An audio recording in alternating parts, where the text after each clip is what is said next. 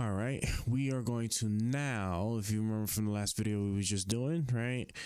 We installed Windows Server on Unraid. So, we have Unraid and we have Windows Server 2025 installed. So now we're going to go ahead and install the Davinci Resolve project server, right? Because as we was learning in the other video when we was getting ready to install Windows Server was that, the project server unfortunately only is installable on Mac or Windows.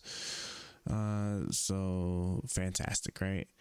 All right, so first thing I'm gonna do is we already downloaded the project server, which is somewhere over here. I don't know where is it went. Let me hit a Control J real quick. Yeah, where in the world did this save to? Why in God's name is it in my documents folder?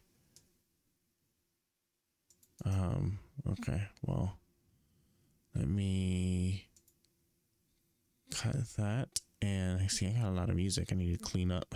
All right, let me just throws it in here real quick. Just get that out the way right fast. All right, let's go ahead and extract it or unzip it better, right? Gonna unzip it. Okay, cool, because I could literally just copy it straight from the zip. And I'm gonna put it on my QNAP one. Just throw it straight on here. All right, cool. All right, that's gonna that'll likely take it a couple of minutes. I don't know why it's quite that slow, but yeah. So I'll tell you guys, I'm tired. It's 2 in the morning, so like this is the last thing we're doing, and we're going to bed, man. We gotta go to work. Let's see. Where am I at? I am here. Okay, so yeah, so it's all on here. Let me close this actually.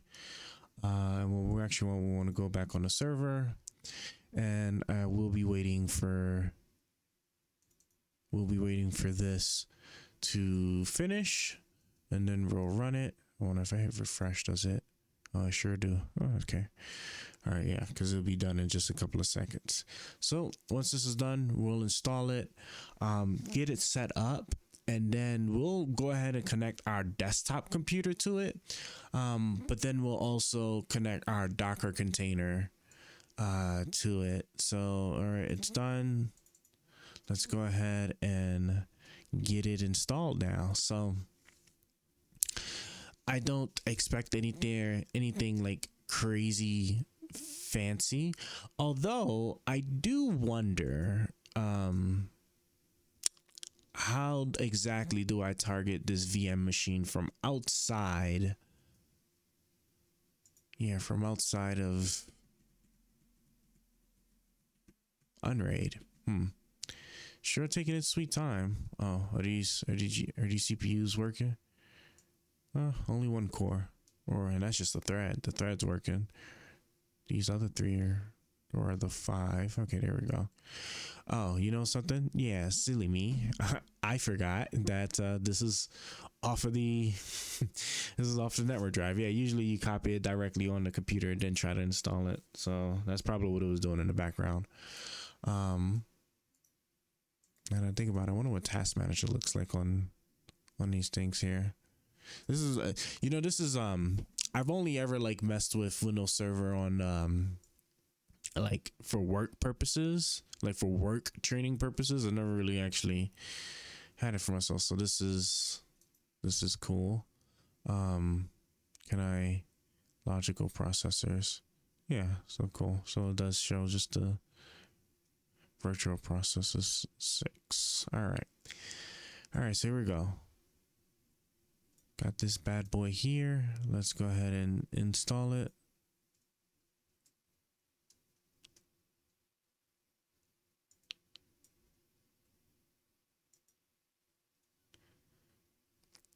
Man, we're already like sitting there and hovering pretty close to 12 gigs there. I remember the default wanted us to just stick with just one, and I was just like, oh, that might be a little short. But all right, we'll let this finish, Excuse me, guys. I am doing my best to try and stay up, man. It's a tough world, but we'll just go ahead and just go through the setup process. Nothing special for that. And once it's done, then we'll set it up and test the connection, and then we'll go into sleep. So let's come back to that. All right, looks like we are approaching near completion here. All right, so it was just installing the SQL stuff, so look like we get into the actual application. Remember to read your agreements, guys. And yeah, all that's fine with me. Go ahead and install that. This should, obviously be way sooner than the SQL. So the SQL stuff was probably the longest. Let's see, what do we? I should have probably gave it more RAM. I think I initially had 95. Support 512, and I think I bought like 4 more 32 gig cards. I'm pretty sure I did. So definitely next time. There's probably a way to expand it, but we'll look and see. All right, so this is done. I just don't like it hovering that close. 90%. 80% would have been fine with me being at 80%, but being at 90%, makes me feel some type of way. Or 85%. Being, higher than 85%, and I feel some type of way about it. But all right, well, that's done.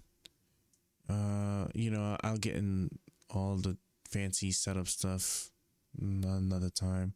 All right, so it looks like all of the updates have downloaded. So now let's go ahead and install those bad boys. I wonder if, I guess not. Windows has that option to sit there, update and shut down. But all right, let's go ahead and let's get her set up now. So hopefully nothing goes wrong here. All right, server name. Okay, I'm gonna just give it my Unraid server name there. So let me go ahead and say V here. Admin, create an admin user. Okay, cool. All right, let's just go ahead and do that real quick.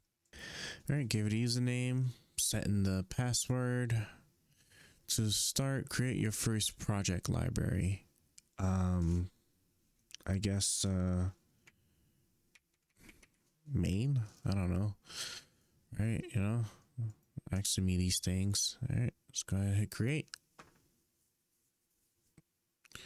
All right, create a new project library. While that's going on, let me open up Davinci Resolve on the desktop computer here. All right, because if memory serves me correctly, it's loading up on the monitor. I'll bring it over when I get a moment.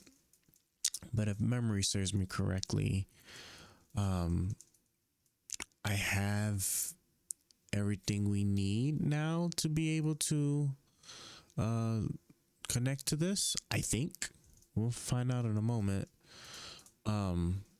So obviously if I had Davinci Resolve installed in the operating system, right, I would point it to the local host, which is, come on mouse, stop fighting with me, which is this. But let us come over here to network.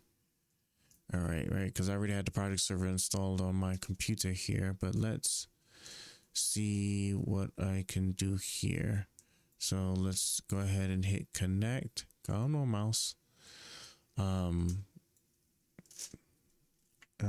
guess I'll give it the name of the server that I want to put here, and then a location. I wonder if I can give it the host name on the server and it'll connect automatically. It did say something about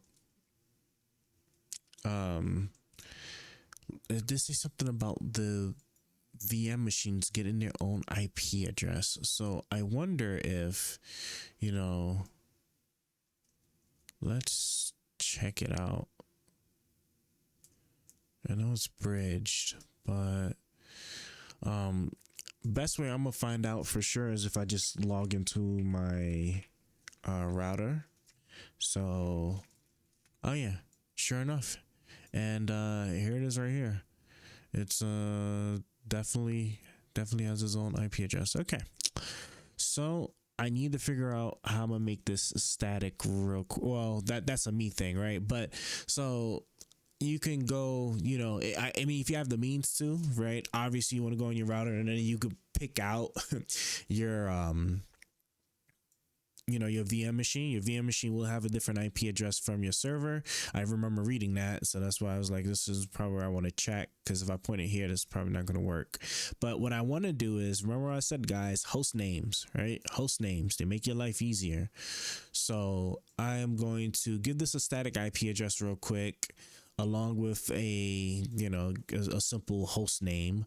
And yeah, and then I'll probably have to reboot the router, but we'll go from there. All right, I gave it the static IP address and a new host name. And just a quick little tip, you know, if your home setup is multiple routers and you have them arranged like upstream, downstream routers, or, you know, one router connected to the other, and desktop computers are connected to like that second stage router or second tier router, whatever you want to call it, right? You know, be sure that at least for OpenWart, right, if you for that second router, you can also map the host names and the IP addresses that they have on the other router to it, which is super handy and convenient. So that way you can still target, you know, the host names when you're on another router. Otherwise, like, it doesn't work reliably. And I know there's some settings where, like, I think like you can, like, I don't know, for DNS requests or something like that or whatever. But you know me, so let me just go ahead and hit apply on that real quick. So that way, because this is the downstream router, I already applied what I need to on this upstream one. So we're going to go ahead and reboot. And I do remember that I'm actually recording this directly to my server. So let me go ahead and stop the recording real quick. And then once the boot is back up, we'll pick it up from there, because we're just about done, I believe. All right. I finally figured out. All right. So first and foremost, after you install it and, you know, you gave your initial user, right? Because you do not have to create another user, nothing, right?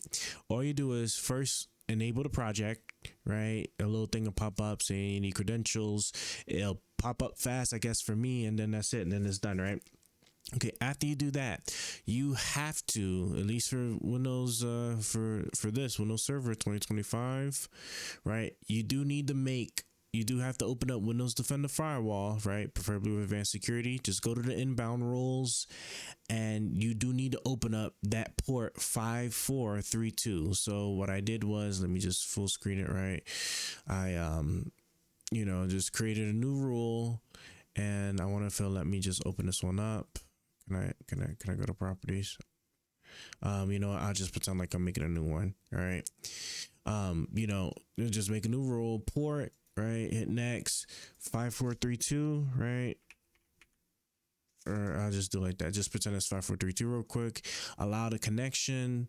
I took off public, right? I just left the private domain on, and then like I just, you know, next, then I gave it the name, and then that's it, and hit finish. And then once I had that, then it'll work. So then I come here, I go ahead and I add the project. The name is the name. You do have to give it the name of the of the project library. So since I called it main, that is the name I have to give it.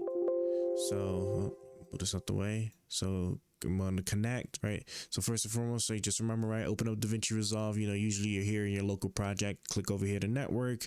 You're here, your network stuff. Add a project library. Leave all this, well, almost all this alone, right? Give that the project the project library name, which is main, and then location. You can either give it the IP address or the host name, which I do have host name. So I'm going to hit connect, and there we go. I am now connected to the project server on my desktop computer. This should be the exact same way for the Davinci Resolve running a Docker container, since they're all like accessible on the same network. So yeah, that's it. We're good. All right. So with that being said, guys, that's how you set up the Davinci Resolve project server on Windows Server on Unraid, I guess, however you want to put it, right? I'm sure this will probably work for regular Windows installations and whatnot. Hopefully Windows like just sit there and like auto open that port for you, but I guess not. But yeah, we're done now. Now you guys go ahead and take care. Look out for the next video.